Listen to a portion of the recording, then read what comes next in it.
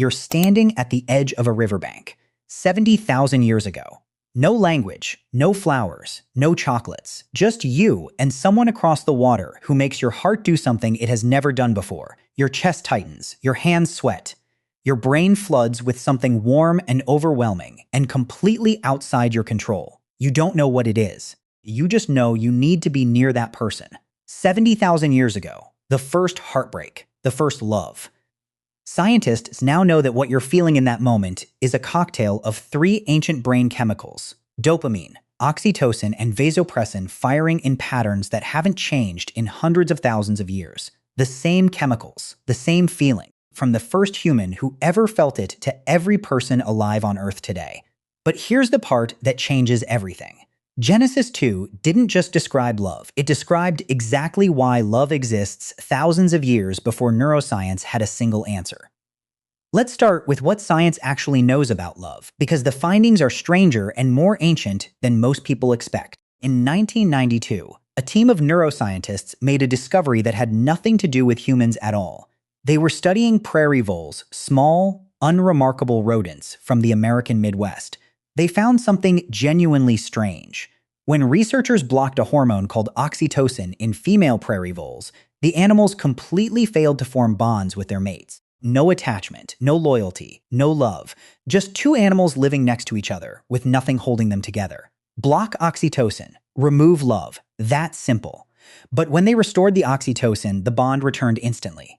The implications for human love were enormous. Neuroscientists now understand. The first system fires the moment you see someone who interests you. Dopamine, the same chemical your brain releases when you eat your favorite food or win a game, floods your reward circuits. This is why new love feels almost like an addiction, because neurologically it is. Brain scans of people who just fell in love show dopamine activity nearly identical to the patterns seen in cocaine addiction.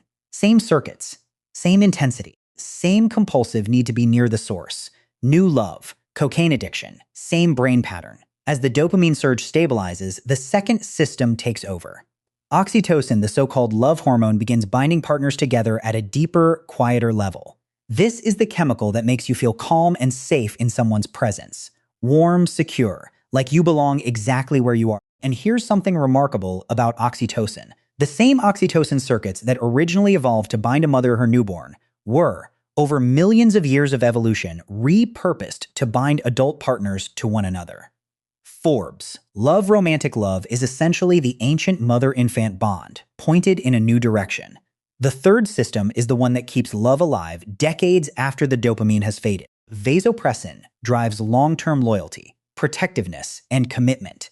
It's the chemical that makes you check on someone when they're sick, stay when things are hard, and feel physical pain when they're gone. Together, these three systems, dopamine, oxytocin, and vasopressin, interact to link the neural representation of a partner with social reward, creating a nurturing bond between individuals. And here's what makes this extraordinary. These three systems are not uniquely human. They exist in animals that pair bond in birds, in prairie voles, in wolves, which means love in its neurological form is not a modern human invention. It is ancient, deeply, profoundly ancient, older than language, older than fire, older than civilization. But here's the deeper question. Why did love evolve at all? Evolution doesn't keep anything that doesn't help survival. Every instinct, every emotion, every brain chemical has to earn its place in the genome or it disappears. So why did natural selection keep love? The answer is brutal and beautiful at the same time. Human babies are the most helpless creatures on Earth. A baby deer can walk within hours of birth. A baby chimp is largely independent within 2 years. A human baby cannot walk for a full year, cannot feed itself for several years, cannot survive alone for over a decade. Human childhood, 15 years of total dependence, longest of any species. This created an evolutionary crisis for early humans. A mother alone cannot hunt, gather food, protect herself from predators, and keep a helpless infant alive simultaneously. She needs a partner who stays. Not just one who mates and leaves, but one who commits, who protects, who returns every single day. Researchers studying pair bonding in human evolution concluded that romantic love functions as a commitment device, motivating pair bonding in humans, and that this pair bonding was what facilitated the massive investment required to rear human children successfully. Academia. EDU. In other words, love didn't evolve because it feels good. Love evolved because without it, human children died. The pair bond, the deep, irrational, all-consuming attachment between two people is what kept early human families together long enough for children to grow up and survive. And once those children survived, they inherited the same brain chemistry, passing love forward, generation after generation, for hundreds of thousands of years, until it reached you.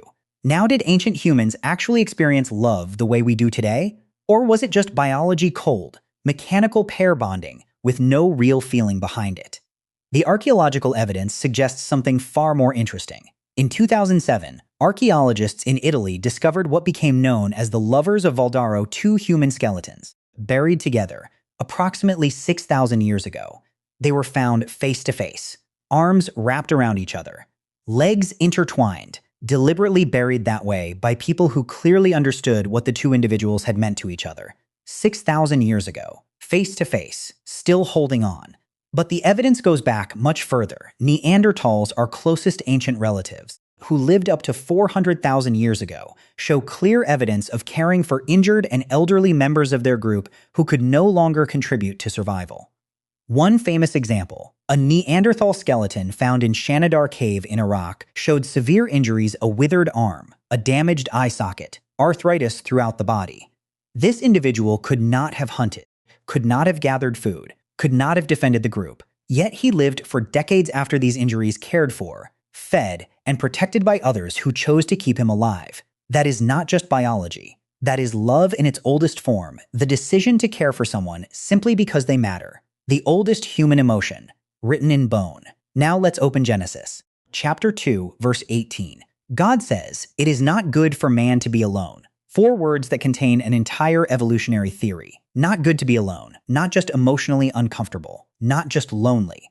Biologically, existentially not good. Genesis 2:18, it is not good for man to be alone. Science agrees. Then in verse 23, the moment Adam first sees Eve, he says something that scholars have called the first love poem in human history. "This is now bone of my bones and flesh of my flesh."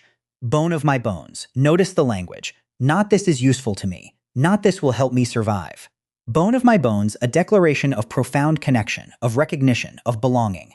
The same feeling neuroscientists describe when oxytocin and vasopressin lock two people into long-term bonding, the sense of calm, security, and deep familiarity that makes someone feel like home. Genesis described it first. Thousands of years before neuroscience had a word for oxytocin.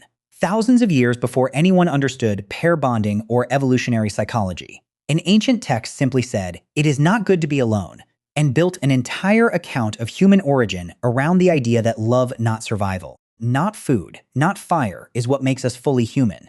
So why did ancient humans fall in love? Not because the stars aligned, not because of magic, because their brains were wired by hundreds of thousands of years of evolution to form deep, lasting, irrational attachments to another person. Because human children are too helpless to survive without two committed parents. Because dopamine made them chase. Oxytocin made them stay. Vasopressin made them protect.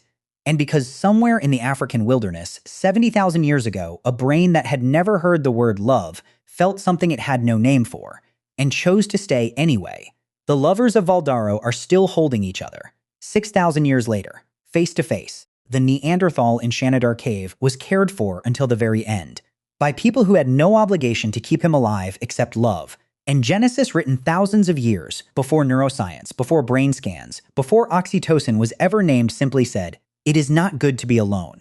It's not mythology, it's memory.